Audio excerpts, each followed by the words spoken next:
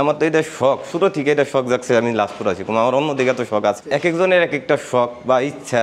আমি তো বাস্তব কান্দাকাটিকে আমি চোখে দেখছি, সুযোগ থেকে আমরা এটা দেখে এসেছি। আসলে বাস্তবটা কতটা মানুষ বিপদে পড়ে, একটা মানুষ মারা গেলে বা হিন্দু সমাজে লোক পাওয়া যায় না, মানুষ ভয় পাইতো কেউ আইবার চাইতো না। এই জায়গাটা একটা সময় ভয়ঙ্কর আসলে, নাম হলে ডরাইতো, যে কোনো সময় মানুষটা থাপড় মতো দিন আর রাত নাই। আমরা সুরত থেকে দেখিতেছি, এটা আমার বাস্তব বহুত চোখে দেখা আছে। নাই লোক আছে এখনো যারে মারছে, আরও আছে। এই শ্মশান তো বয়স 105 বছর। ইন্ডিয়া আপনার 5-6 জন ছাড়া এই শ্মশানের গেটের সামনে দিয়ে মানুষজন যাই পারতো না। এক লগে 500 জন ওইয়া তারপর যেমন লাগ অনেক মানুষ ন্যাংরা হয়ে যেত, কত নাক মুখ দিয়ে রক্ত বেড়ে যেত। মানে এটা তো বুঝার না, কেরা মারছে কয়ে পারতেছে না, কেউ যারা মারছে এও দেখা পারতেছে না, খালি যারা মারছে নাক মুখ দিয়ে রক্ত বেড়াইতেছে কইতেছে আমার কেরা জানি থাপড় মারছে, থাপড়ের দাগ হরি। আমরা তো আর এমনি কিছু দিন যা দেখতেছি নাক মুখ দিয়ে রক্ত বেড়াইতেছে, আর দিকে কি হয়েছে আপনি কয় আমার কেরা জানি থাপড় মারছে। এই যে এরকম একটা ভয় ছিল, যারে পারতো তারে মার। এমন কি হয়েছিল আমার খড়িও পর্যন্ত আইকে দিত, কিন্তু আমার কিছু কইতো। খড়ি আপনি দেখা যায় যে এই জায়গাটার মধ্যে খড়ি থুইছি, খড়িটা পুড়ে গেছে, আবার খড়িটা উঁচা হয়ে এই জায়গায়, আবার খড়ি এই জায়গাতে টাইনার মলিছে হাতে একাই পড়ছে। পুরাইতে আমার এই অভিজ্ঞতাগুলো হয়েছে, কাজগুলা দেখছি যে অদৃশ্য কিছু একটা ব্যাপার স্যাপার।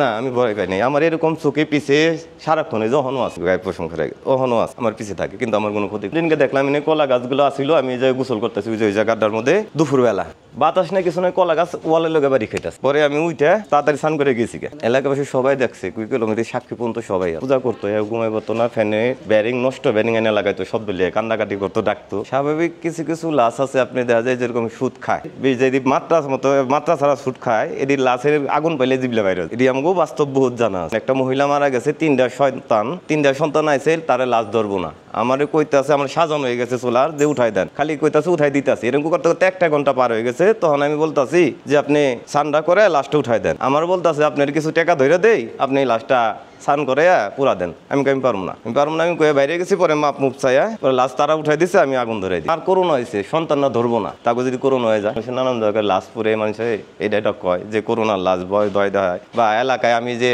দোকানে আমি দিকতে গেলে কোনো মাল দিত না, সিগারেট চা খাইবে গেলেও দোকানদার চা দিত না, সবাই খেতে দিত, যে আমাকে দিকে আইতো না। এরকম আমার বন্ধুর চার দোকান, ওই আমার মাল দিতে দ্বিধাবোধ করতো, 5-6 বার চাইলে তারপরে দিত, মুখ চুখ কালা করে থাকতো যে করোনা। আমি করোনার লাশ পুরি, এলাকায় আমার তৈরি করে দিয়েছিল, লকডাউনের মতো করে দিত আমারে, আমি করোনার লাশ পুরি দেখে। তারপরে তো আমি পুরছি একতরফা, আমার কাছে আমি করবো, আমার কেউ ঠেকা রাখা পারবো। যে বন্ধু জীবন আছে, যারা বদনাম করতেও তারাই এখন প্রশংসা করে। আর গরিব মানুষ হলে তো আমি বিড়ি থেকে তো বা চাপানের টেকা বলি না যাবো।